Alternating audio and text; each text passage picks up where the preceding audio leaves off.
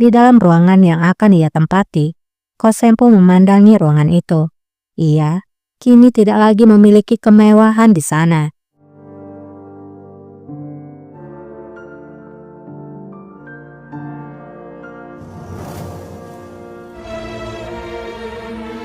Kose menangis meratapi nasibnya yang kini diasingkan oleh putranya sendiri.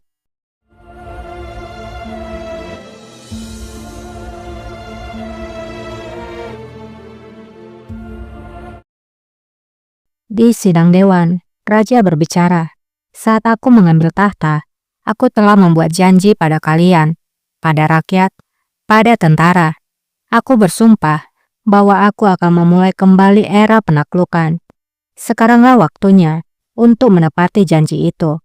Aku akan menaklukkan Yerevan yang pernah ditaklukkan oleh leluhurku. Tapi kemudian kita kehilangan kembali karena permainan oleh Persia dan juga karena Pasa yang tidak kompeten." Fütuhat devrini yeniden başlatacağım. Şimdi bu sözü tutmanın vaktidir. Vaktiyle atalarımın fethettiği Osmanlı mülküne katacağız. İnşallah hünkârım. Kemenkes menjawab, "Sasafi menyerang tanah kita di setiap kesempatan. Ada mata-mata di sekitar ibu kota. Kita harus menempatkan mereka di tempat mereka." Mehmet juga berbicara, tapi orang Persia bertarung dengan cara yang memalukan Kemenkes A. Mereka melarikan diri dari medan perang, kemudian menyerang ketika kita menarik pasukan kita. Karena itulah, tidak mudah untuk mengambil Yerevan ke tangan kita, rajaku. Sina menjawab, "Abasa Mehmet Pasa memang benar. Banyak kampanye yang kita lakukan selama 12 tahun, tapi mereka semua gagal." Raja menjawab, "Pada saat itu, bukan aku yang memimpin Sinantasa. Sekarang, aku akan bergabung dalam kampanye dan akan memimpin tentaraku. Buatlah persiapan. Kita akan melakukan perjalanan segera." Hazırlığınızı yapın. Biter bitmez yola revan olacağız. Gazanız mübarek olsun hünkârım. Yahya pun menjawab, "Semoga Tuhan memberkatimu, rajaku. Aku harap kamu kembali dengan kemenangan." Utandırmasın. Malam harinya, di Menara Galata, raja pun kembali minum-minum di sana bersama orang-orang kepercayaannya. Di sana juga ada si penyair Nefi. Ia pun bersair di sana. Çarh ile söyleşemem, ehli dildir diyemem, birbirini bilmemek. Dürü güftarım sarraf değil. Aleme bez'i, levh-i mahfuzi sühandır tabı, yaran gibi. Raja lalu berbicara pada Yahya. "Yahya, kamu adalah penyair yang sangat ahli. Bagaimana menurutmu puisi dari Nefi?" Hakkında ne dersin? Şimdi hayli Yahya melihat Nefi, kemudian berbicara. "Di antara semua penyair, tidak ada seorang pun yang seperti Nefi. Kata-katanya seperti 7 syair di dinding Ka'bah. Dia adalah Imrul Al-Qais, dan dia juga adalah Imru Kafir." Mendengar kata-kata kafir, Nefi menjadi tidak senang. İmrül Kays kendidir kafir.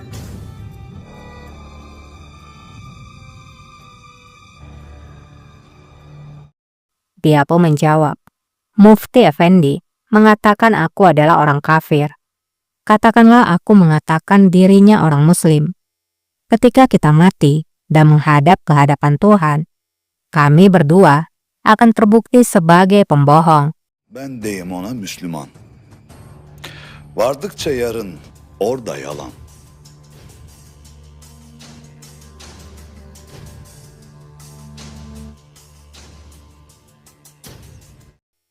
Melihat kedua orang itu bersitegang, raja pun menahan senyuman dan tawanya.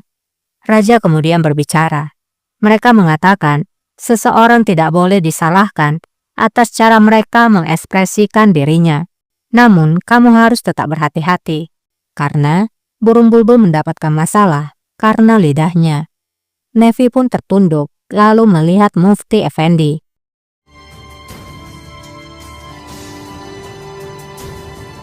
Di barak, Ferhat Aga berbicara pada Kemenkes.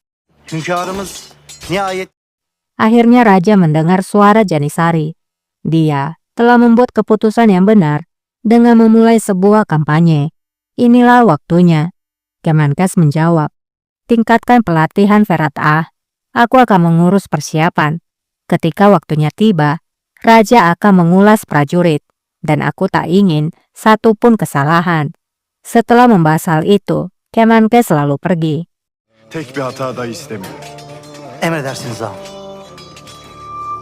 Seorang aga pun datang mendekati Ferhat dan berbisik padanya bahwa Sinan Pasa ada di sini dan menunggunya di lantai atas. Ferhat pun segera menemui Sinan. Yukarıda bekliyor. Singkatnya, Ferhat tiba di hadapan Sinan.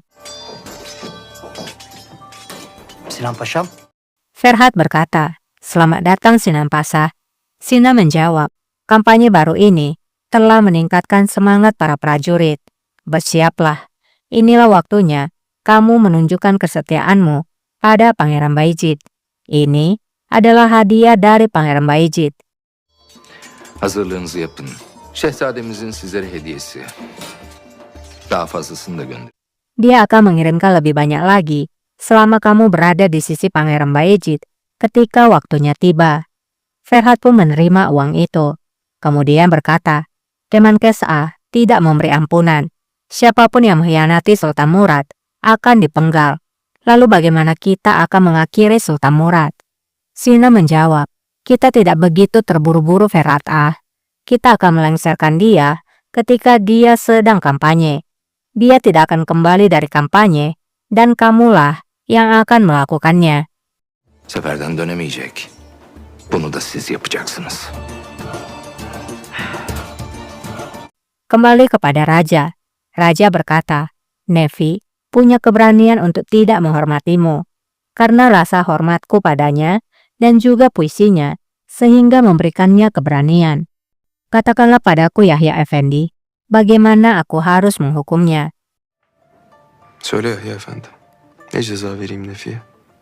Yahya menjawab, Rajaku, biarlah pengampunanmu menjadi hukuman baginya. Dia adalah seorang penyair, salah satu yang terbaik, dan yang ahli di waktu kita sekarang.